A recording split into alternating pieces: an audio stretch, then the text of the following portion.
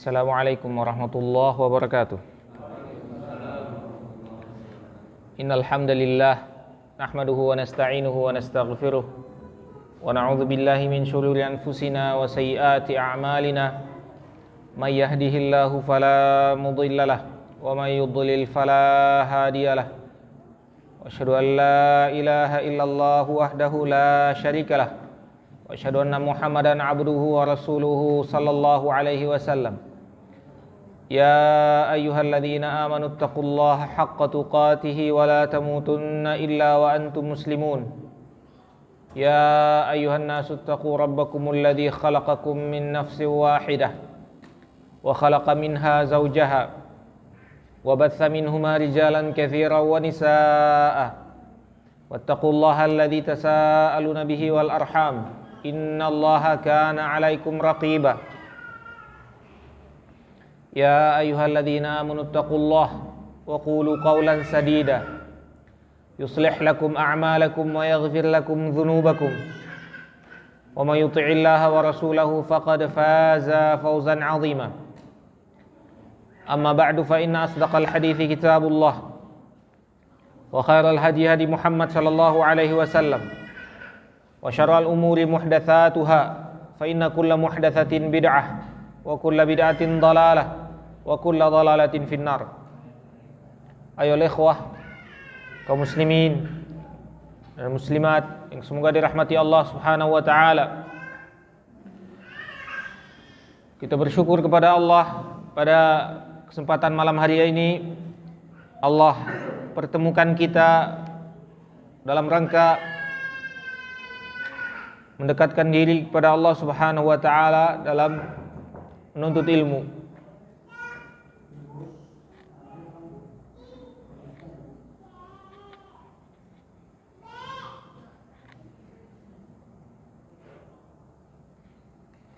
Baik. Kita bersyukur kepada Allah. Allah berikan kepada kita kesempatan untuk belajar dan menuntut ilmu.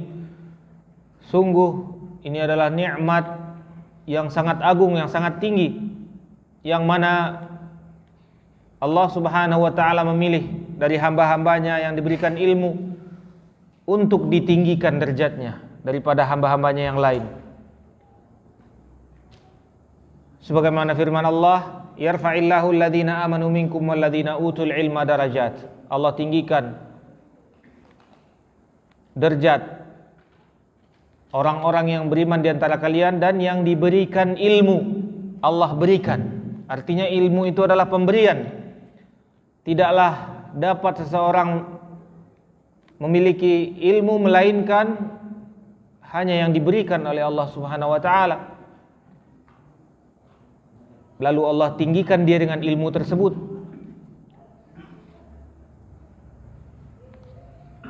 Dan di antara nikmat-nikmat Allah yang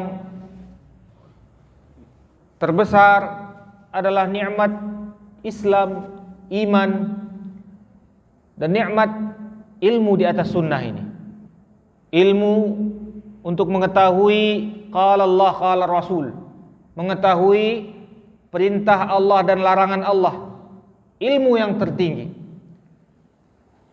yaitu mengetahui apa yang diinginkan Allah dari kita. Ini yang ilmu yang dimaksudkan dalam Al-Quran dan Sunnah. Maka orang yang berilmu itu mulia di dunia dan di akhirat. Dia tinggi di antara manusia dan di sisi Allah Subhanahu wa taala, ditinggikan. Tidakkah kita lihat Adam alaihissalam ketika diciptakan, belum selesai penciptaannya iblis sudah menertawakan. Ketika sudah diciptakan, disuruh sujud kepada Adam, iblis itu enggan karena melihat cuma dari tanah, saya dari api. Kalau dari zat penciptaannya, iblis merasa lebih tinggi. Tapi di mana ketinggian Adam itu? Allah berfirman, wa 'allama Adamal asma'a kullaha tsumma 'aradahum 'alal malaikah. Kami ajarkan Adam seluruh nama-nama, ilmu-ilmu yang dia butuhkan. Lalu kami tunjukkan kepada malaikat. Coba Adam, ini apa? Ini apa? Adam menjawab. Malaikat ketika ditanya tidak bisa jawab. Sujud. Malaikat disuruh sujud semuanya kepada Adam. Sampai iblis juga disuruh sujud kepada Adam. Waalaikumsalam warahmatullah. Maka manusia ketika dia berilmu, dia lebih mulia daripada malaikat, kata para ulama. Malaikat saja disuruh sujud kepada Adam, dia mulia. Tapi ketika dia tidak berilmu, bisa-bisa dia lebih sesat daripada hewan ternak, lebih jelek daripada hewan-hewan. Alhamdulillah Allah dudukan kita di majelis ilmu yang kita bahas, kita baca qala Allah qala Rasul, yang ilmu yang dimaksudkan oleh Al-Quran dan Sunnah Rasulullah yaitu ilmu qala Allah qala Rasul. Itu yang ilmu. Sebagaimana kata Imam Syafi'i, coba dicatat, penting. Al-ilmu qala Allah qala Rasul, kata Imam Syafi'i. Al-ilmu qala Allah qala Rasul. Siwa dzalika waswasus syayatin. Ilmu itu qala Allah qala Rasul. Yang selain dari itu waswas setan saja. Artinya apa? Kalau enggak keluar dari Al-Quran, kalau enggak keluar dari hadis, kalau tidak yang ada di dunia ini tapi sejalan dengan Al-Quran dan hadis. Qala Allah qala Rasul. Itu yang ilmu. Selain itu yang tidak sesuai dengan Al-Quran hadis itu was-was setan aja tuh, was-was setan.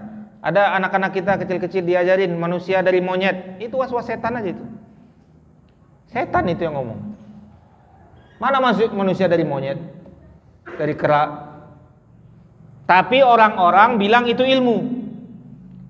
Kata Imam Syafi'i itu bukan ilmu, itu was-was setan itu.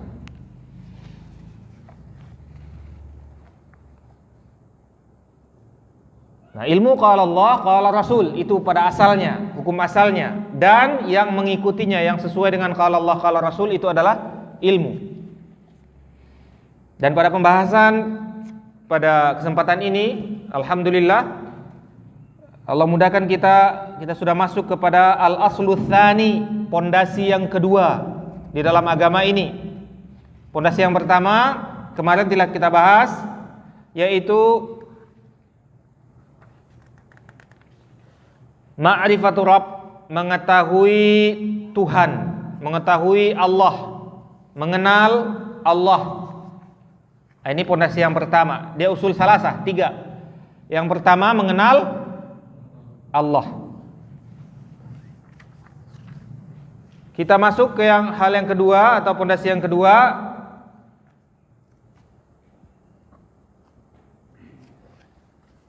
Di penjelasan Syekh mendahulukan ma'rifatud dinil Islam dulu. Seharusnya yang pertama ma'rifatullah, yang kedua ma'rifatu Nabi atau Rasul Muhammad sallallahu alaihi wasallam, selanjutnya ma'rifatud dinil Islam bil adillah. Tapi Syekh mendahulukan ma'rifatud dinil Islam bil adillah karena pentingnya mungkin didahulukan. Dan pembahasan mengenai ma'rifatul Rasul agak panjang. Maka kita dahulukan sebagaimana di kitab ini didahulukan ma'rifatud dinil Islam bil adillah, mengetahui atau mengenal agama Islam.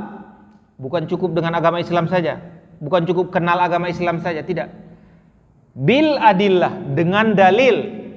Nah, ini bedanya ahlus sunnah dengan selain ahlus sunnah.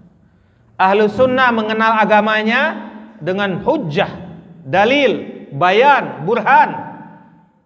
Qul hatu burhanakum in kuntum shadiqin, kata Allah kepada orang Yahudi. Mana burhan kalian? Mana hujjah kalian? Mana dalil kalian? Kalau kalian jujur, kalau kalian benar, mana? Maka kita ketika berhadapan dengan kesesatan, berhadapan dengan hal-hal yang di luar agama Islam yang dimasukkan ke dalam agama Islam, kita tinggal tanya, qul hatu burhanakum, mana burhan kalian? Mana dalil? Hujjahnya mana? Karena agama Islam ini agama hujjah, agama bayan, agama dalil. Ada burhannya. Qul hadhihi sabili ad'u ilallah ala basirah. Katakanlah aku mengajak kepada Allah, kita ajak kepada Allah. Ini adalah jalanku, jalan Rasulullah. Ad'u ilallah, aku mengajak kepada Allah ala basirah. Dengan ilmu, hujjah, bayan, penjelasan, dalil.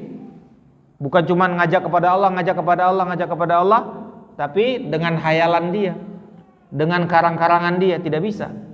Dengan kemauan dia, ujung-ujungnya untuk kepentingan dia, ujung-ujungnya ya ikut saya, ikut pribadinya jadinya. Tidak, agama Islam bukan begitu. Agama Islam dibawa oleh para nabi, dibawa oleh para sahabat, dibawa oleh para imam, dibawa oleh para ulama, dibawa oleh para dai, mengajak hanya kepada Allah saja. Yang dia ajak kepada dalil, kepada basirah, kepada ilmu yang jelas, kepada hujjah yang jelas. Qul hadhihi sabili ad'u ilallah ala basirah. Ada basirahnya. Nah, kalau kita pahami yang hal sedikit ini, gampang kita memahami agama kita. Udah gampang.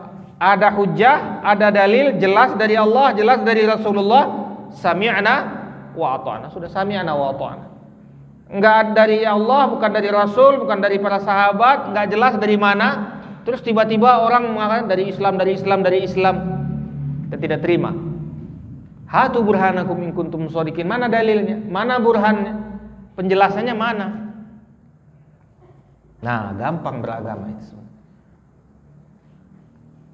Ini yang begini yang harus kita banyakkan ngaji begini. Anak-anak kita, keluarga kita, anak istri kita, saudara-saudara kita, kerabat kita, biar tahu ilmu itu yang mana. Bukan cuma lawak-lawak. Ini ngaji lawak-lawak sekarang banyaknya. Makin lawak ustadznya makin banyak orang. Panitianya makin semangat. Donaturnya makin banyak. Ngumpulin donasi segala macam. Nyari orang yang bisa ngelawak. Tapi yang mau menegakkan hujjah ini yang harus kita dahulukan. Bagaimana kita belajar ngaji tegak hujjah itu. Tegak jelas yang mana yang dari Allah, dari Rasulullah itu. Nah, begini harusnya kita ngaji, belajar hujjah. Kan sedikit aja tuh.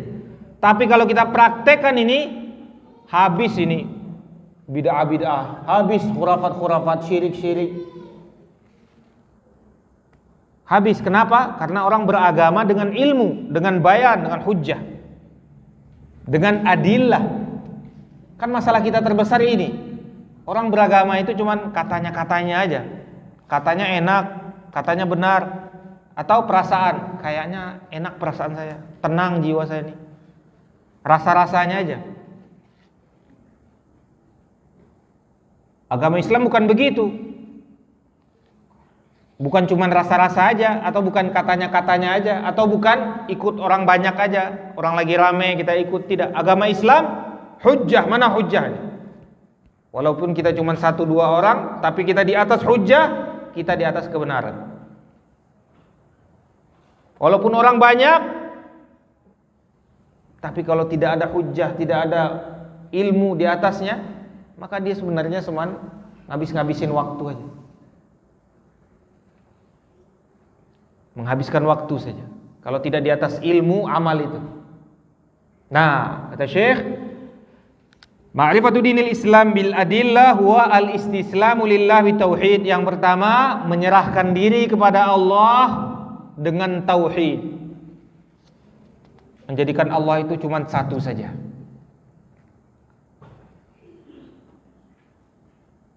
Jadi sumber atau yang berhak mengatur kita, zahir dan batin kita, cuma zat yang satu. Istislam, kita menyerah kepada zat yang satu itu. Kita menyerah hanya kepada satu zat saja. Apa kata dia, kita ikut sudah. Enggak pakai tanya-tanya. Nah, itu yang istislam. Istislam itu betul-betul menyerah kepada zat yang satu itu, kepada Allah Subhanahu wa taala. Wal inqiyadu lahu bit ta'ah, dan mengikut dengan ketaatan. taat. Apapun yang dibilang Allah, kata taat. Ini halal, kita taat, kita nikmati. Ini haram, kita taat, kita tinggalkan. Ini perintah Allah, kita jalankan. Ini larangan Allah, kita berhenti, jangan lakukan. Nah, ini yang dinul Islam, yaitu al-istislamu lillah bitauhid, menyerahkan diri kepada Allah dengan hanya kepada Dia satu-satunya, wal inqiyadu lahu bitta'ah, dan mengikuti Allah dengan taat, wal bara'atu minasyirki wa ahlihi. Ini yang harus lebih digarisbawahi. Wal bara'atu minasyirik, berlepas diri dari syirik dan para pelakunya. Kita harus berlepas diri. Kita tidak ikut-ikut. Kita bukan dia, dia bukan kita. Qul ya ayyuhal kafirun la a'budu ma ta'budu wala antum 'abiduna ma a'bud wala ana 'abidun ma 'abadtu lakum dinukum waliyadin. Agama kamu, agama saya, beda, nggak sama.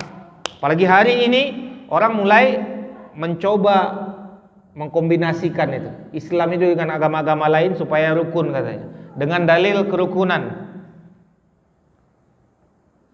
Ya rukun, kita rukun, muamalah rukun, tapi akidah nggak bisa rukun. Dia tetap kafir, kita tetap muslim. Jangan dibalik. Kita ikut-ikutan dia, malah kita yang jadi kafir nanti. Karena kita harus harus meninggalkan dan harus berlepas diri dari kesyirikan dan para pelakunya. Syirik musuh kita. Para pelaku syirik musuh kita, agama kita, secara agama. Tapi secara muamalah nggak perlu musuhan. Muamalah misalnya dagang segala macam. Tapi secara agama kita bukan mereka, mereka bukan kita. Beda. Wa huwa salasatu maratib, dan Islam ini ada 3 tingkatan. Ini 3 tingkatan kita ambil dari istiqra para ulama, mengumpulkan semua dalil-dalil. Bukan seperti tingkatannya orang sufi, bukan seperti tharikat, bukan. Mereka bikin tingkatan yang sesuai keinginan hati mereka. Ada syariat. Syariat ini, kita ini ngaji syariat namanya nih. Kalau menurut mereka syariat itu masih sholat, puasa, zakat, ngaji, itu masih syariat. Paling bawah, paling kecil. Kita ini paling rendah dianggap sama mereka. Lalu hakikat naik lagi, mengetahui, sadar segala macam. Lalu thariqat, mulai dapat thariqat sendiri. Ada Naqsyabandi, ada Satiri, ada Rifai, segala macam, masuk thariqat. Lalu baru naik ma'rifat. Kalau udah ma'rifat, udah gugur kewajiban. Ini bid'ah, nggak ada dalilnya. Cari di Al-Quran dan hadis, nggak ada begini, nggak ada. Adapun pembagian para ulama ini dari dalil. Dalil itu ada 2. Ada dalil sharih, langsung dari dalil hadis atau Al-Quran langsung dikeluarkan dari situ, atau ada dari istiqra, dikumpulkan dulu. Kumpulkan dalil-dalil baru dikeluarkan. Sama seperti rukun sholat, wajibnya sholat, kewajiban-kewajiban yang di dalam sholat, sunnah-sunnahnya sholat, itu kan nggak ada dalilnya yang langsung, tapi dari dikumpulkan semua dalil-dalil baru dikeluarkan. Rukun haji, rukun menikah, rukun apa, itu kan tidak langsung, tapi dikumpulkan dulu dalil-dalilnya baru dikeluarkan, istinbat. Jadi dalil itu ada diambil langsung, lafaznya, ada yang istiqra, dikumpulkan lalu baru dikeluarkan. Nah, 3 tingkatan tersebut. Yang pertama al-Islam. Ini di hadis Jibril ini kalau nggak salah, di hadis Jibril. Tingkatan yang pertama yaitu al-Islam. Islam itu kalau dia bertemu dengan iman, maknanya amal zahir. Yang kedua al-iman, yaitu amal batin, amal hati. Al-iman, ada Islam, ada iman. Kalau dia bertemu di satu tempat, kata para ulama, idza ijtama'a iftaraq wa idza iftaraqa ijtama'. Kalau Islam disebut satu saja Islam, artinya amal zahir dan batin. Kalau iman disebut satu saja artinya amal zahir dan batin. Tapi kalau dia bertemu di satu tempat, kata para ulama, idza ijtama'a iftaraq. Kalau dia bertemu maka beda pengertiannya. Al-Islam artinya amal yang zahir. Al-iman artinya amal batin, amal hati. Nah, jadi orang pertama kali Islam dulu, baru nanti dia beriman. Sebagaimana Allah berfirman, qalatil a'rabu amanna. Orang-orang Arab Badui mengatakan kami beriman. Qul lam tu'minu, kalian belum beriman. Walakin qulu aslamna. Tapi katakan kami baru Islam, kami udah masuk Islam. Jadi iman ini tingkatan kedua. Pertama Islam dulu, baca syahadat. Ada orang sholat, tapi dia bisa jadi tidak beriman. Tapi orang beriman pasti dia melakukan amalan-amalan soleh. Jadi orang yang Islam bisa jadi orang munafik Islam.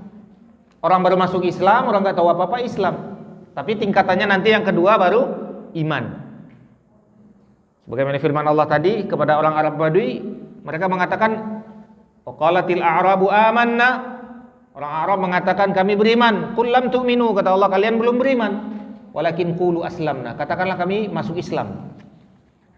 Walamma yadkhulul iman fi qulubikum, tapi iman itu belum masuk ke hati-hati kalian. Jadi iman itu di hati. Kata Allah, iman itu di hati. Kalau kita sudah beribadah dan kita sudah bawa hati dalam beribadah, itu baru iman dia. Tapi kalau kita kayak anak-anak ini salat begitu aja, orang salat rame-rame ikut, ayo rame-rame masjid ikut. Itu baru Islam.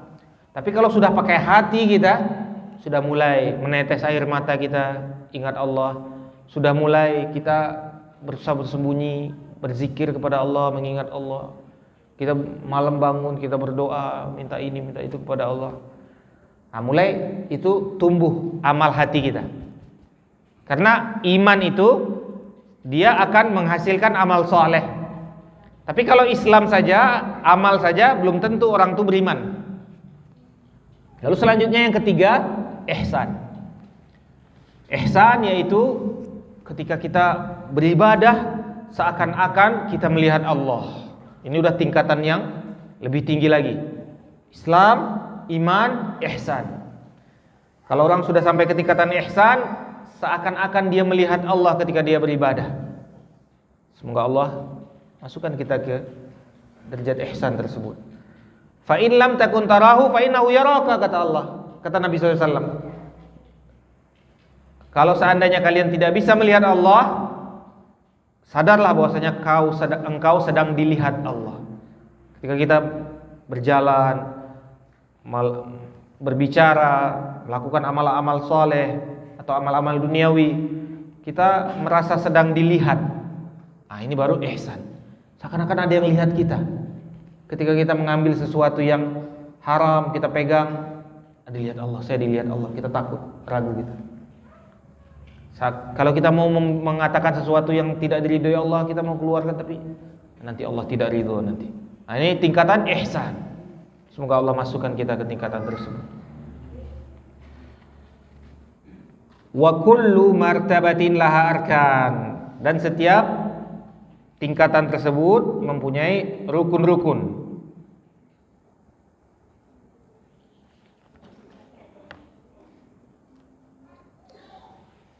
Nah, semuanya ada dalilnya. Jadi jangan sampai kita beribadah kita nggak tahu dalil. Kalaupun kita tidak hafal dalil, tanya sama ustadznya, tanya sama kiainya, tanya sama muallimnya, pengajarnya. Ini dalilnya ada nggak ustadz? Nah, gitu. Nggak apa-apa, bukan aib. Kita jangan takut. Kita ini bukan kerbau dicocol hidungnya, bukan. Kita manusia dikasih akal, kita nggak apa-apa tanya. Emang tanya dosa? Orang kita ini kan banyaknya nggak enakan. Nanti ustadznya marah nih, ya kan? Nggak perlu takut sama ustadz, takut sama Allah. Kita takut nanti nggak terima Allah amalan. Ustadz, ada dalilnya nggak nih ustadz? Nah, gitu. Kalau ustaznya bilang ada, tapi saya lupa, ya nggak masalah. Besok tolong ya ustaz ya, kalau ini saya cari ini ustaz. Iya. Nah ini baru kita punya derajat ihsan. Kita ingin berharap amalan kita ini diterima oleh Allah. Allah lihat kita ini. Nanti kita melaksanakan amalan, kalau nggak diterima gimana? Ya kan? Ada rasanya itu kita sedang dilihat Allah. Kalau Allah nggak terima gimana? Nah, ini mulai ada rasa kita bahwasanya dilihat oleh Allah. Kita diperhatikan oleh Allah. Kita berharap diterima oleh Allah. Nah ini derajat yang spesial, derajat ihsan ini. Nah semuanya ada dalilnya. Dalil Islam yaitu mempunyai arkan. Yang pertama, arkanul Islam khamsah. Syahadatu an la ilaha illallah. Pertama, syahadat la ilaha illallah ada di hadis Jibril. Mungkin bapak-bapak sudah lihat di hadis Arba'in atau di Sahih Bukhari. Lihat hadis Jibril namanya, hadis sangat terkenal. Nah, ini langsung diambil dari hadis tersebut. Islam tersebut ada 5 tingkatan. Yang pertama syahadah, yang kedua shalah, yang ketiga zakat, yang keempat shaum, lalu haji bagi yang mampu. Nah ini derajat keislaman seseorang. Melakukan ini dia telah Islam, telah melaksanakan keislamannya kepada Allah Subhanahu wa taala. Tapi dia belum pasti beriman. Ada nggak orang yang baca syahadat tapi dia tidak beriman? Ada nggak? Coba jawab. Ada nggak yang baca syahadat tapi dia tidak beriman? Ada. Di zaman Nabi SAW aja banyak orang munafik. Banyak yang masuk Islam dia tidak beriman, tapi dia masuk Islam. Misalnya ya supaya lebih terkenal, misalnya kalau artis-artis, atau misalnya supaya nanti gampang urusan-urusannya, misalnya. Banyak. Yang sholat, ada nggak yang sholat tapi dia tidak beriman? Ya, kata Allah SWT, innal munafiqina yukhadi'un Allah wa huwa khadi'uhum. Orang-orang munafik menipu Allah. Allah juga menipu mereka. Allah balas tipuan mereka. Wa idza qamu ila sholati qamu kusala, na'udzubillah min dzalik. Kalau seandainya mereka berdiri dengan rasa malas. Allah tahu dia malas. Allah tahu hatinya tidak beriman. Yura'unan nas, sebabnya kata Allah, yura'unan nas, mereka ingin dilihat orang. Supaya dilihat orang. Itu makanya kita sholat sunat itu kalau bisa di rumah aja. Nabi SAW banyak sholat sunat di rumah, kecuali ya mungkin lagi pengajian atau apa, ya waktu-waktu tertentu. Atau mungkin sholat fajar takutnya ketinggalan sholat subuh, kita sholatnya di masjid atau. Tapi kalau sholat ba'diyah mending di rumah aja, lebih nyaman kita, karena pasti nggak dilihat orang. Kalau di masjid ya kadang-kadang bisa jadi awalnya sudah ikhlas, tahu-tahu ada yang lewat, terus kita merasa ada yang memperhatikan segala macam. Nah ini keinginan orang musyrik, keinginan orang munafik. Mereka ingin dilihat orang. Orang beriman tidak. Mereka ingin dilihat Allah.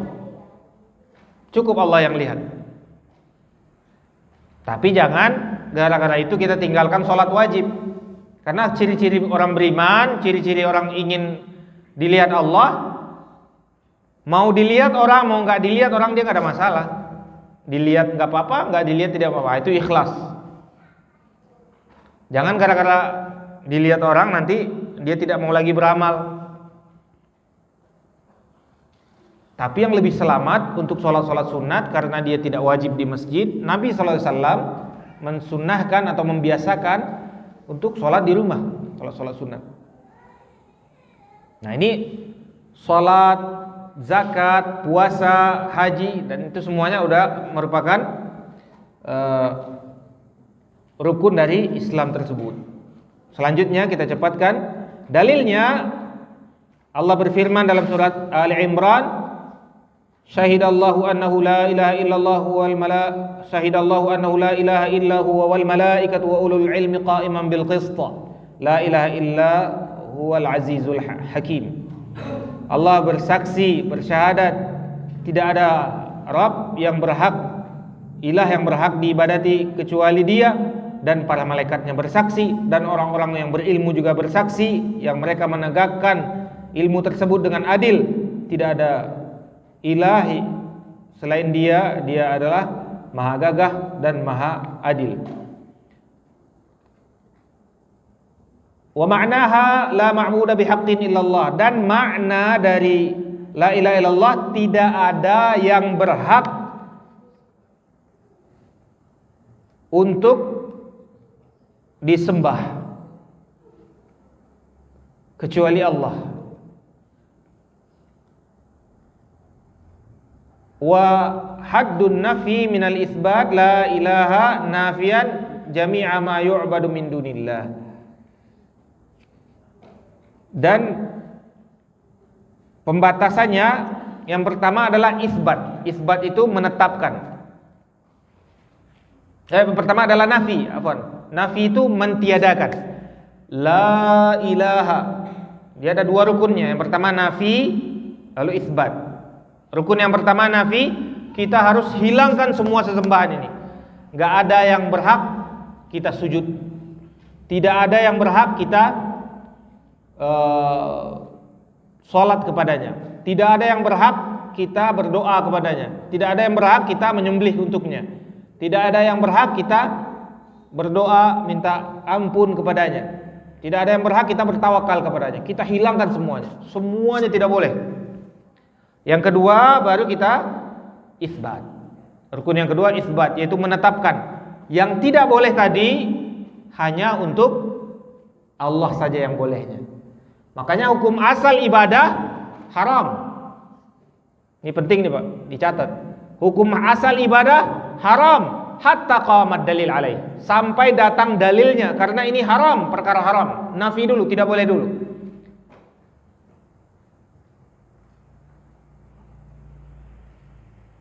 Boleh nggak kita sholat? Hukum asalnya tidak boleh. Tidak boleh sampai datang dalil. Ketika dapat dalil baru boleh. Boleh nggak kita puasa? Hukum asalnya tidak boleh sampai datang dalil baru boleh. Contoh misalnya puasa mutih. Ada yang bilang kan bagus puasa. Wah, puasa kan bagus. Orang Islam kan puasa diperintahkan, enak, bagus. Dalilnya mana? Kita tanya dalilnya mana? Puasa memang diperintahkan dalam Islam, tapi puasa mutih ini dalilnya mana? Misalnya ada tanggal-tanggal Jawa biasanya itu Pak ya, memandikan keris atau apa itu, ada puasa. Nah ini tidak boleh kecuali sampai ada dalil. Kita datang untuk berziarah, berhaji namanya, ziarah haji. Haji itu artinya ziarah, umrah dan haji itu artinya ziarah. Boleh nggak kita ziarah dalam rangka ibadah? Hukum asalnya tidak boleh. Ziarah kuburan ini, ziarah masjid ini, ziarah ini, ziarah ini, ziarah ini, tidak boleh. Ini harus ada dalilnya. Harus ada dalilnya, ini ibadah. Oh kan wisata religi Ustaz, mendekatkan kita kepada Allah. Dalilnya mana? Dalilnya harus ada dalilnya. Kalau nggak ada dalilnya haram, tidak boleh. Udah kebayang Pak ya?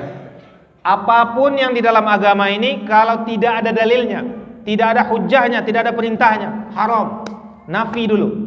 Nafi, mentiadakan, tidak boleh. La ilaha, tidak boleh ada sesuatu pun disembah. Tidak ada satupun yang boleh diibadati. Tidak boleh kita melakukan sesembahan sedikit pun. Illallah, kecuali hanya kepada Allah, untuk Allah, dan sesuai apa yang diinginkan Allah saja. Nah kita tanya nih, misalnya ziarah ke kuburan sana, ziarah kubur. Sampai di situ kumpul-kumpul, baca bacaan sesuatu. Sampai nantinya mungkin ngambil air berkah, ngambil ngalap berkah, pegang ininya, bawa tanahnya segala macam. Sesuai dengan kaidah ini artinya tidak boleh. Ya Pak? Jadi ada nafi, ada isbat, dan hanya untuk Allah saja yang boleh diisbatkan. Wa tafsiruha, lalu saya melanjutkan, muthbitan al-ibadah lillahi wahdahu la syarika lahu fi ibadatihi kama annahu laisa lahu syarikun fi mulkihi. Dan hanya satu-satunya untuk Allah ibadah dan tidak ada satupun yang bersama Allah dalam kekuasaannya. Dan tafsirnya yang menjelaskannya firman Allah dalam surat Az-Zukhruf mengenai Ibrahim, wa idh qala Ibrahimu li abihi wa qaumihi innani bara'um mimma ta'budun. Ketika Ibrahim mengatakan kepada bapaknya dan kepada kaumnya, innani bara, saya tidak sedikit pun mau ikut dengan kalian. Bara, saya berlepas diri dengan kalian. Semuanya dinafikan oleh Ibrahim. Illalladzi fatarani, kecuali yang menciptakanku. Illalladzi fatarani fa innahu sayahdin, dan dia akan memberikan aku petunjuk. Hanya yang dari Allah saja yang boleh kita lakukan ibadah. Yang bukan dari Allah tidak boleh. Wa ja'alaha kalimatan baqiyatan fi aqibihi la'allahum yarji'un. Dan Allah jadikan ini adalah kalimat yang kekal untuk keturunan-keturunan Ibrahim. Semoga mereka kembali. Dan firman Allah dalam surat Ali Imran, qul ya ahlal kitab ta'alu ila kalimatin sawa'in bainana wa bainakum alla na'budu illallah.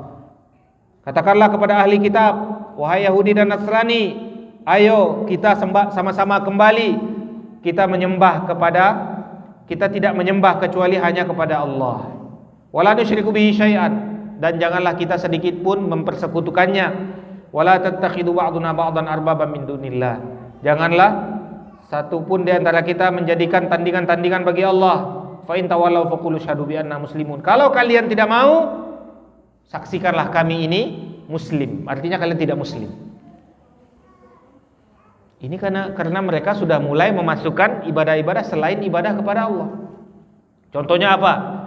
Mereka berdoa kepada Nabi Isa.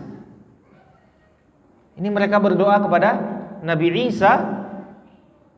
Ini sudah keluar mereka dari Islam. Katakanlah, kami ini muslim, kalian bukan muslim. Karena mereka mulai mendekatkan diri kepada Nabi Isa. Sebagaimana sebagian kaum muslimin berdoa kepada Rasulullah sallallahu alaihi wasallam. Ya Rabbi bil Mustafa balik maqasidana. Ya Allah, dengan Muhammad Mustafa sampaikanlah hajat kami. Atau madad ya Rasulullah, seperti yang pekan sebelumnya kita sampaikan. Madad ya Rasulullah, tolong kami ya Rasulullah, tolong kami ya Rasulullah. Enggak boleh, ini doa enggak boleh. Allah aghithna ya Rasulullah, aghithna ya Rasulullah, la ilaha illallah. Enggak boleh, ini ibadah. Ibadah ini enggak boleh pada Rasulullah. Rasulullah datang mengajarkan cara ibadah kepada Allah, malah yang disembah Rasulullah. Enggak boleh. Rasulullah nih datang mengajarkan untuk cara beribadah kepada Allah, malah yang mau yang ngajar disembah. Ya kan? Yang ngajarkan yang disembah. Rasulullah sendiri doa sama Allah. Sama seperti Nabi Isa.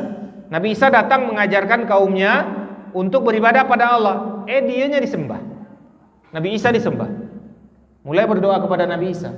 Karena pada zaman Nabi SAW, tidak semua orang Kristen mengatakan Nabi Isa itu Tuhan, tidak. Tapi semuanya dikafirkan. Sampai hari ini ada sebagian sekte yang mengatakan Nabi Isa bukan Tuhan, ada juga. Tapi mereka tetap berdoa. Bukan Tuhan. Ada yang sebagian mereka mengatakan Tuhan itu 3 tapi pribadinya 1. Ini yang paling sesat ini. Wahdatul wujud kalau di dalam agama Islam namanya sekarang wahdatul wujud. Allah itu masuk ke dalam makhluknya. Wahdatul wujud seperti orang sufi atau Ibnu Arabi yang dibunuh itu, atau kalau di sini Siti Jenar, ya kan? Karena dia berpemahaman wahdatul wujud. Wahdatul wujud itu Allah itu masuk ke dalam hambanya, menyatu. Apa dalam bahasa Jawanya itu? Siapa yang orang Jawa di sini? Ada bahasanya. Pokoknya Tuhan itu masuk ke dalam, menjelma ke dalam badannya. Ini yang dipahami oleh orang Nasrani dahulunya. Sebagian orang Nasrani. Tapi tidak semuanya. Hari ini juga mereka memahami begitu. Tapi ada sebagian sekte-sekte kelompok mereka, kan mereka ada 72. Kita ada 73. Mereka ada 72. Mereka meyakini bahwasanya Nabi Isa itu bukan Tuhan. Tapi anehnya mereka tetap aja berdoa kepada Nabi Isa. Tetap aja berdoa. Berdoa itu saja sudah menuhankan Nabi Isa. Jadi mereka macam-macam pemahamannya, macam-macam, berbagai macam. Yang paling jeleknya itu wahdatul wujud. Sama kayak di Islam. Di Islam paling jelek pemahaman yaitu wahdatul wujud tadi. Kalau di orang Nasrani mengatakan 3 dalam 1. 3 pribadi itu di dalam 1. Allah, Nabi Isa, Jibril alaihissalam, semuanya 3-3-nya disatukan jadi satu Tuhan. Nah, mereka bertauhid katanya, tapi tauhidnya 3 dalam 1. Itu makanya Indonesia ketuhanan yang Maha Esa mereka terima aja, karena mereka menganggap bahwasanya mereka menyembah satu Tuhan, tapi pribadinya 3. Paham Pak? Saya aja bingung. 3-1. Nah, orang Islam sekte paling jelek juga salah satunya itu wahdatul wujud. Kalau di Arabnya Ibnu Arabi, kalau di sini Siti Jenar dibunuh kan? Kalau ceritanya kan dibunuh karena pemahaman itu. Ditegakkan hukum Islam. Hukum Islam yaitu orang yang musyrik, murtad dibunuh. Kan dibunuh Siti Jenar. Ceritanya saya nggak tahu pastinya gimana, cuman ceritanya yang berkembang di masyarakat dia dibunuh. Dan dia salah satu pemahamannya wahdatul wujud. Nah, adapun orang Islam yang beriman kepada Allah hanya menyembah Allah saja, bukan menyembah Rasulullah. Bahkan Rasulullah SAW sendiri membantah. Ada yang mengatakan, Insya Allah wa syi'ta ya Rasulullah. Insya Allah, kalau seandainya Allah berkehendak dan engkau juga berkehendak Rasulullah. Kata Nabi SAW, aja'altani lillahi niddan, kamu jadikan saya tandingan Allah. Marah Nabi SAW dijadikan tandingan Allah. Nabi SAW tidak suka dijadikan tandingan Allah. Cuman satu kalimat pendek saja. Insya Allah wa syi'ta ya Rasulullah. Kalau seandainya Allah berkehendak dan engkau berkehendak ya Rasulullah. A'udzubillahi min dzalik. Nabi SAW langsung marah. Aja'altani lillahi niddan, kamu jadikan saya tandingan Allah. Kata Nabi SAW. Saya bukan tandingan Allah. Qulu biqaulikum, kata Nabi SAW, katakan kalimat-kalimat yang biasa saja, jangan kalian mengatakan itu. Marah Nabi SAW dijadikan tandingan Allah, walaupun cuma dengan lisan, kata-kata sedikit saja. Marah Nabi SAW.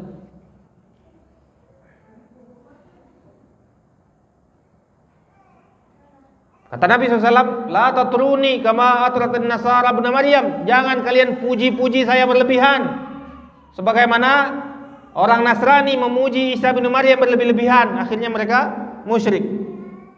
Nabi SAW yang larang. Lisan ini saja bisa menjatuhkan orang kepada kesyirikan, keluar dari agama Islam, cuman gara-gara beberapa kalimat yang dia tidak paham. Itu kan sahabat itu yang mengatakan, langsung marah Nabi SAW. Nabi SAW ketika hidup, beliau yang menjaga para sahabat dari kalimat-kalimat yang salah. Langsung dibantah oleh Nabi SAW. Makanya para sahabat umat terbaik, karena mereka dikontrol, dididik, dibenarkan oleh Nabi sallallahu alaihi wasallam. Nah, pada hari ini banyak yang sudah tidak dididik oleh Nabi sallallahu alaihi wasallam. Siapa yang masih dididik oleh Nabi sallallahu alaihi wasallam? Siapa yang belajar Al-Quran dan Sunnah, masih mengikuti pendidikan Rasulullah. Yang lain mana paham? La tatruni, kata Nabi SAW, jangan kalian berlebih-lebihan memujiku. Salah satunya yang banyak orang Betawi itu tersebar kalau bersumpah, demi Allah, demi Rasulullah, na'udzubillah min dzalik. Ini bersumpah ini ibadah, nggak boleh bersumpah ini hanya untuk Allah. Tapi ini pejabat-pejabat yang ngomong. Saya lihat di YouTube pejabat-pejabat, ada polisi, ada, na'udzubillah min dzalik. Ini ngomongnya bagaimana ini? Enggak belajar. Udah enggak belajar? Oh iya. Baik. Jadi mungkin sedikit sebelum jangan sampai putus. Jadi demi Allah, demi Rasulullah ini tidak boleh. Bersumpah hanya boleh untuk Allah Subhanahu wa taala, sebagaimana kata Nabi SAW, la'anallah man halafa bighairillah. Allah melaknat orang yang bersumpah atas nama selain Allah. Na'udzubillah min dzalik. Kita dengar azan dulu, lalu kita sambung tanya jawab habis azan insyaallah. Jazakumullah khair. Sallallahu alaihi nabiyina Muhammad.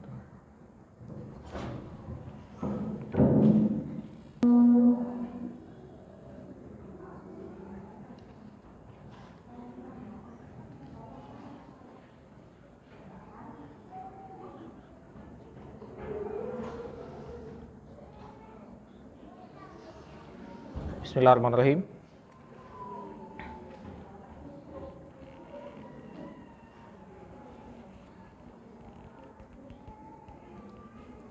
Alhamdulillah rabbil alamin, wassalatu wassalamu ala Rasulillah.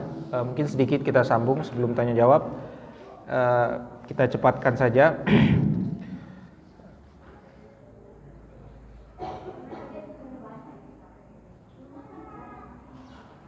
Dalil syahadat, tadi dalil syahadat la ilaha illallah, sekarang dalil syahadat Muhammad Rasulullah. Qauluhu ta'ala, laqad ja'akum rasulun min anfusikum azizun 'alaihi ma 'anittum harisun 'alaikum bil mu'minina raufur rahim. Syahadat Muhammad Rasulullah dalilnya di surat At-Taubah ayat 128.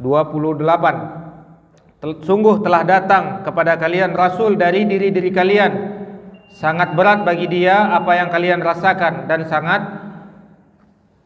dia sangat berkeinginan untuk memberikan kebaikan kepada orang yang beriman, kepada kalian, dan kepada orang-orang yang beriman dia sangat berkasih sayang. Dan makna syahadat Muhammad Rasulullah ini penting dicatat, ini penting. Maknanya ta'atuhu fima amar, mentaatinya dengan apa yang dia perintahkan. Arti dari syahadat Muhammad Rasulullah, mentaatinya dengan apa yang diperintahkan. Wa tasdiquhu fima akhbar, membenarkan semua kabar yang dibawa. Bisa jadi kabar yang jelas, kelihatan, atau kabar yang gaib. Kita benarkan semuanya. Bisa jadi masuk akal, bisa jadi tidak masuk akal. Kita benarkan semuanya. Wajtinabu ma naha anhu wa zajar, dan menjauhkan apa yang dia larang dan meninggalkannya. Wa alla yu'badullah wa alla yu'badallah illa bima syara', dan tidaklah boleh kita menyembah Allah kecuali dengan syariat yang ditetapkan oleh Rasulullah. Nah, mungkin ini kita berhenti di sini. Pertemuan selanjutnya akan kita bahas yang ini penting sekali. Sekarang kita baca dulu, besok akan kita jelaskan. Yang paling penting itu ngaji itu pahamnya, biar kita bisa mengamalkannya. Harus paham dan harus kita tahu bagaimana cara mengamalkannya.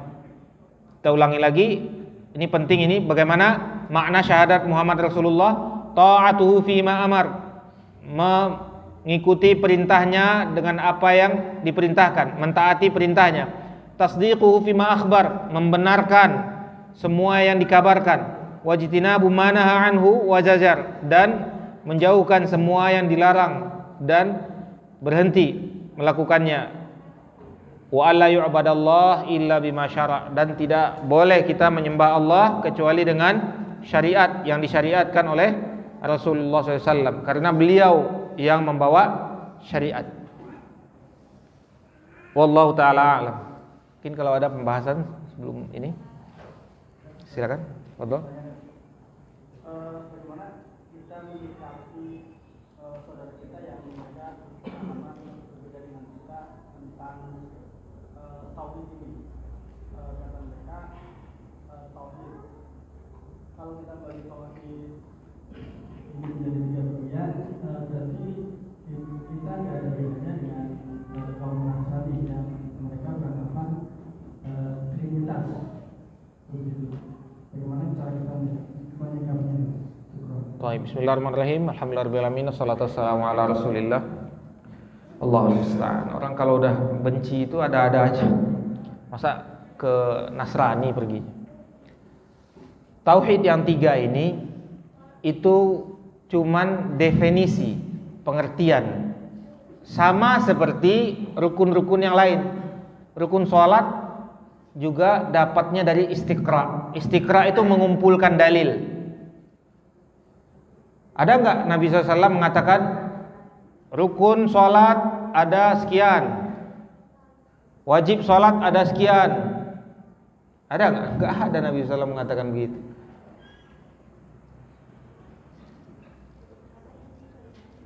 Nah, ini merupakan istiqra. Jadi dalil itu bisa diambil langsung dari perkataan lafaznya, teksnya langsung, atau juga dari al-istiqra. Al-istiqra maksudnya yaitu mengumpulkan dalil-dalil lalu mengeluarkan hukum di situ. Ini kewajiban para ulama. Memang mereka ahli istinbat, ahli ijtihad. Sebagaimana firman Allah,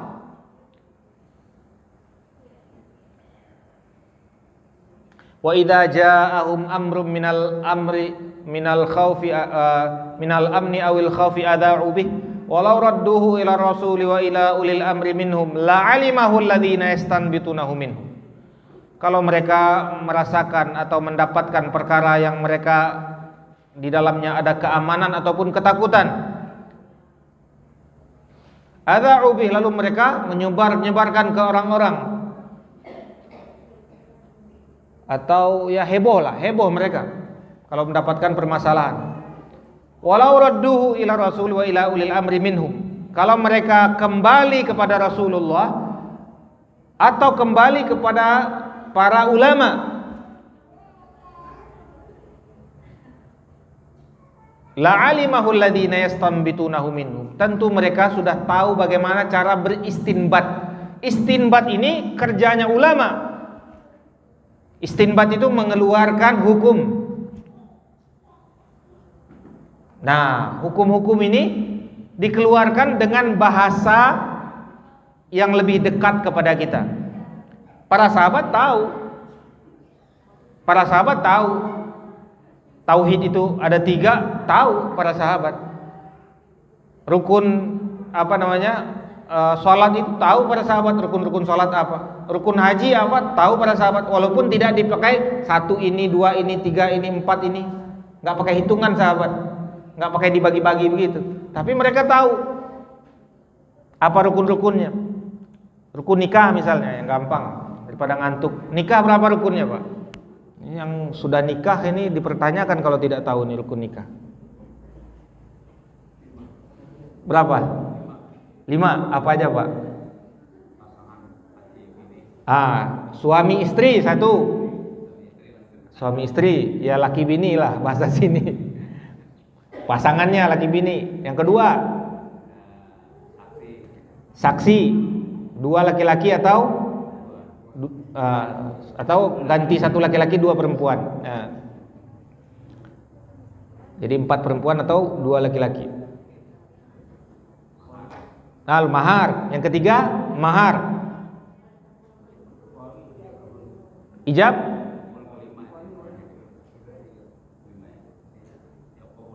Ijab kabul. Perempat Pak. Wali. Ulang lagi. Yang pertama, pasangan laki bini. Yang kedua, apa? Tadi saksi 2 laki-laki atau gantinya 1 laki-laki 2 perempuan. Yang ketiga, mahar. Yang keempat, wali. 4 dulu. ijab qabul, ya, ijab qabul. Sahabat kira-kira dibagi nggak para sahabat? Nikah ada 5, sahabat nikah juga, tapi ditetapkan nggak oleh para sahabat itu. Nikah itu rukunnya begini, rukunnya begini. Tapi mereka berjalan secara alami saja. Mereka tahu rukun itu dan tidak dipakaikan nomor-nomor sama mereka. Nomor 1 ini, nomor 2 ini tidak. Mereka tahu. Nah, untuk lebih gampang, hari ini dinamakan rukun nikah. Sahabat nggak tahu rukun nikah apaan? Nggak tahu para sahabat. Nomor 1 ini, nomor 2 ini. Dikasih nomor sekarang, kasih nomor 1, nomor 2, nomor 3. Tahu para sahabat. Sama aja kayak usul fikih. Usul fikih tahu nggak para sahabat? Yang pertama nulis usul fikih siapa?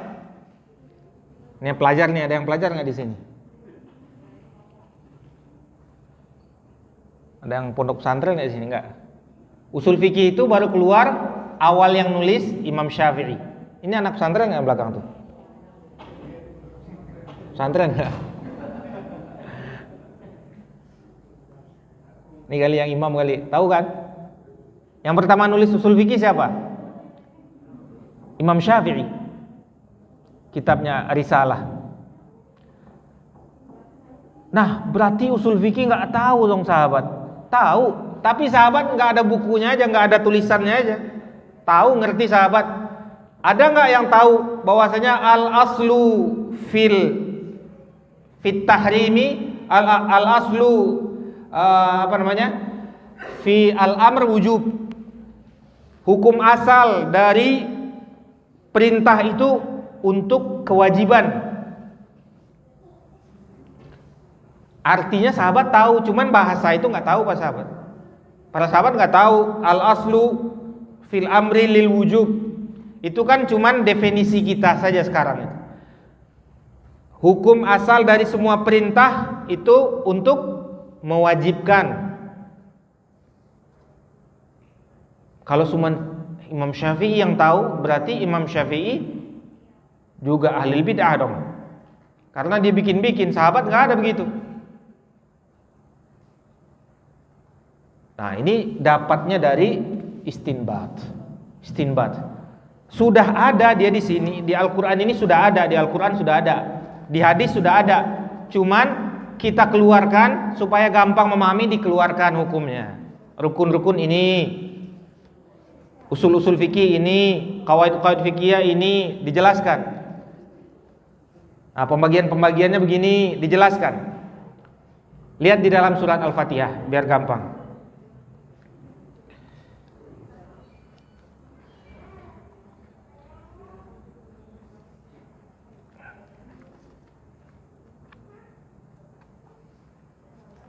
Surat Qul Huwallahu Ahad lah yang lebih gampang karena lebih pendek.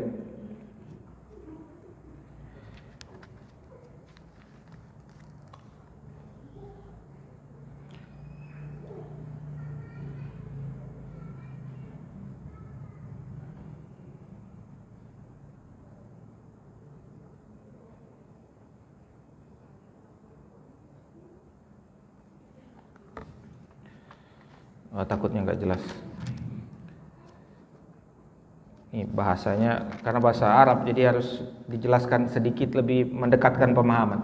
Allah berfirman, Bismillahirrahmanirrahim. Alhamdulillahirabbil alamin, Arrahmanirrahim, Maliki yaumiddin. Iyyaka na'budu wa iyyaka nasta'in. Yang pertama, alhamdulillahi rabbil alamin.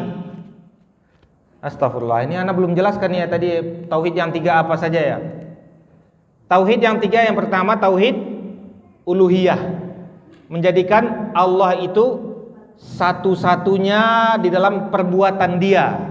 Dalam perbuatan Dia, cuman Dia satu-satunya. Maha mendengar, maha melihat, maha kuasa, maha memberi rezeki, maha menjawab doa. Ini perbuatan Allah, hanya Dia yang punya. Jadi tauhid hanya Dia yang melakukan perbuatan tersebut. Yang kedua tauhid uluhiyah, yaitu mentauhidkan Allah dalam perbuatan hamba. Hanya kepada Dia kita sholat, hanya kepada Dia kita beribadah, hanya kepada Dia kita berdoa, hanya kepada Dia kita meminta tolong, hanya kepada Dia kita kembali bertawakal, bertaubat dan yang lain-lainnya. Ini perbuatan hamba. Perbuatan Allah yang pertama, yang kedua perbuatan hamba. Yang ketiga tauhid asma wa sifat, yaitu tauhid hanya Allah saja yang memiliki sifat-sifat yang baik. Tidak ada yang serupa dengan Allah. Maka Allah Subhanahu wa taala yang memiliki sifat-sifat yang baik dan husna. Bedanya dengan tauhid uluhiyah tadi, ketuhanan, maka hanya Allah lah yang menciptakan, hanya Allah lah yang memberikan rezeki, hanya Allah yang mengatur. Ini perbuatan Allah. Astagfirullah. Rububiyah, hanya Allah yang mengatur, hanya Allah yang memberikan rezeki, hanya Allah yang memberikan yang menjaga dan yang lain-lainnya, perbuatan Allah. Tauhid asma wa sifat, hanya Allah yang mempunyai nama-nama dan sifat-sifat yang baik, yang sesuai dengan disampaikan oleh Allah. Nah, ini sebagian ulama dahulu menjadikan dua saja. Abu Hanifah mengatakan dua saja tauhid. Tauhid rububiyah, dan dimasukkan asma wa sifat ke situ. Tauhid uluhiyah adalah perbuatan hamba. Ini juga nggak apa-apa. Kalau memang ta'rifnya atau pengertiannya seperti pengertian Abu Hanifah, ya nggak ada masalah. Atau pengertiannya dibagi jadi tiga, lebih detail lagi, sama aja sebenarnya hasilnya. Tauhid yang ketiga yaitu asma wa sifat, nama-nama Allah. Nah, di dalam surat Al-Fatihah misalnya, qul alhamdulillah rabbil alamin. Rabbil alamin tauhid apa itu? Rububiyah. Rabb itu yang menjaga, yang menciptakan, perbuatan Allah, ya kan? Ar-Rahmanir Rahim, asma wa sifat. Maliki yaumiddin, rububiyah. Iyyaka na'budu wa iyyaka nasta'in, uluhiyah, perbuatan kita. Hanya kepada Allah kita menyembah, hanya kepada Allah kita minta pertolongan. Ihdinas siratal mustaqim, tauhid apa itu? Uluhiyah, perbuatan kita kan. Kita minta petunjuk, hanya kepada Allah kita minta petunjuk, hanya kepada Allah kita minta hidayah, ya kan? Nah, ini kan di dalam Al-Qur'an ini. Cuman dengan bahasa yang lebih gampang kita terima. Itu saja. Bedanya istinbat dengan kita baca sendiri. Para sahabat paham, tapi mereka paham langsung. Paham langsung, baca Quran paham langsung. Kalau kita ada istinbat para ulama supaya lebih gampang memahaminya. Tuntun. Dituntun, benar. Dituntun supaya lebih gampang memahaminya. Persis kayak seperti usul fikih tadi. Al-aslu fil amri lil wujub. Hukum asal dari perintah itu untuk mewajibkan. Itu kan ke kita. Ke para sahabat nggak ada Rasulullah ngomong begitu, karena sudah dipahami langsung oleh para sahabat. Nggak perlu lagi dirinci, dikasih keluarkan hukum-hukumnya begini. Usul-usul fikih itu paham semuanya para sahabat. Tapi kenapa dirinci lagi oleh Imam Syafi'i? Untuk dituntun tadi supaya gampang memahaminya. Jadi beda dengan orang Nasrani bilang membagi Tuhan jadi tiga. Bagi Tuhan jadi tiga, kemana perginya? Orang kalau udah marah, ya ngomongnya asal-asalan, menuduh. Maka hendaklah kita beristinbat kembali kepada para ulama. Dan ulama yang menjelaskan ini sangat banyak, dari zaman ke zaman.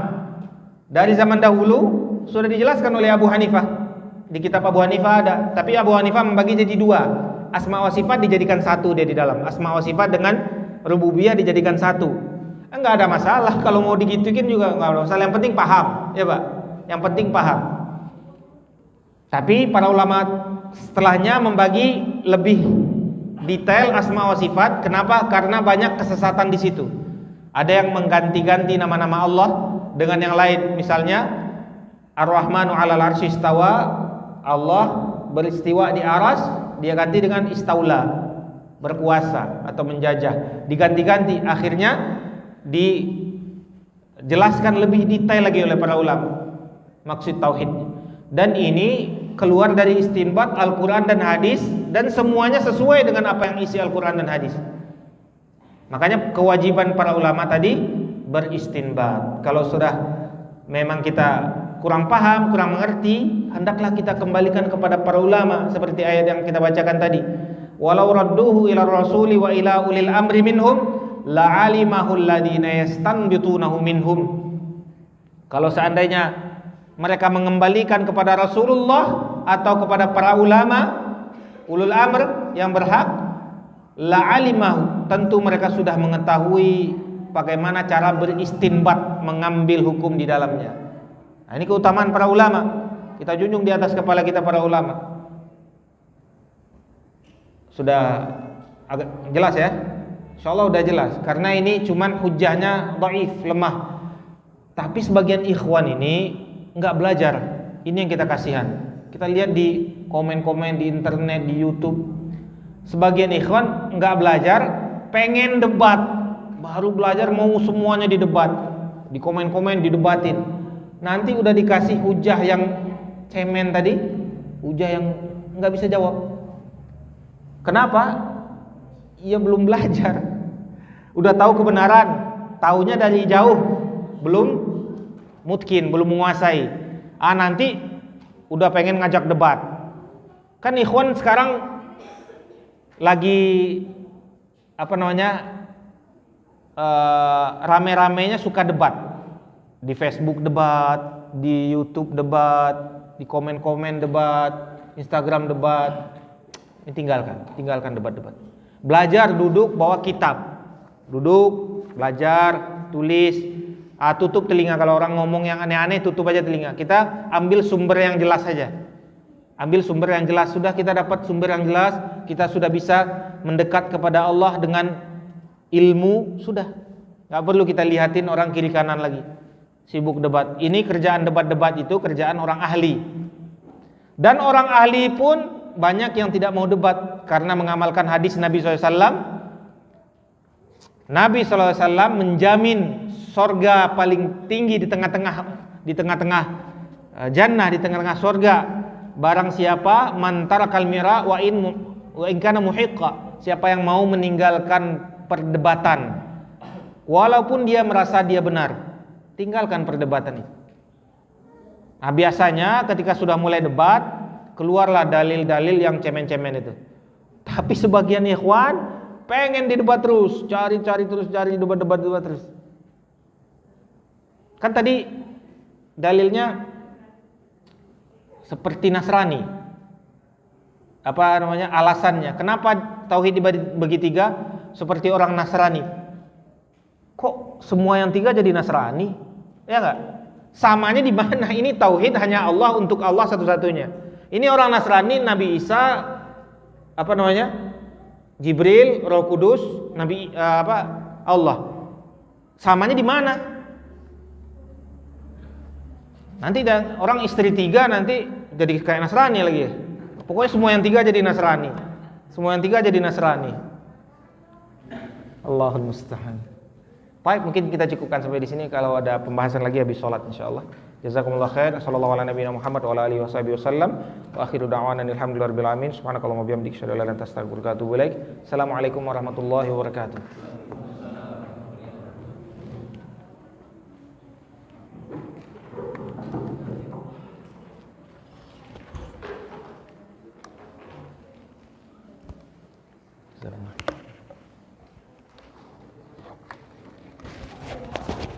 Jazakumullah.